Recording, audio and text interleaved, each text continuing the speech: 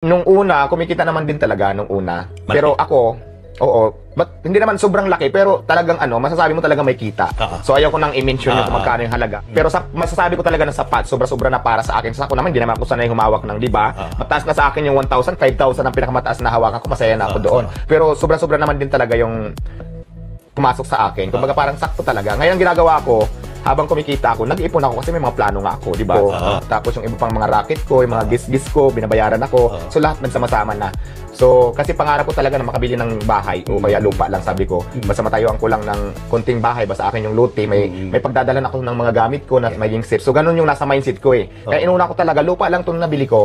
So parang non-improvement siya. Tapos ngayon ako na lang dito ang tayo ng maliit na bahay, pero di ba malaki yung lote? Kasi sabi ko, ang plano ko kasi talaga, pangarap ko apartment din, kasi sabi ko pag apartment kasi pang long term siya eh, na negosyo. Pag meron ka na nun, kahit na pa-placing ka na lang. Pero kasi nga di ba, sobrang mahal din kasi ang cost ng apartment. Kaya sabi ko, sige, bakante lang yung lote muna dyan, mag-i-import ulit ako, maghanap buhay. Pag may kita na sapat na, saka natin gagawin yan. Kasi alam ko na mangyayari, mas maganda kasi talaga, kasi di ba, ang dami nangangarap magkaroon ng bahay at saka lupa. So hindi mga nila agad-agad makabili ako. Binigyan ako ng pagkakataon para makabili, kaya ginawa ko na. Kasi pangarap ko din naman talaga na magkaroon talaga ng bahay at saka lupa. Sa akin, pag hindi kayo napagbigyan, pag lumami yung Diyos nyo, yung mga masasamang nasasabi ko, hindi kayo napag-usapan yung napag nyo. Pwede mo magtrabaho muna ako, kasi hindi lang naman, hindi kasi priority ko sa inyo, yung tindahan kong priority ko eh. Dahil kausap sana ko pwede magtrabaho muna ako bago yung social media na yan. Diba?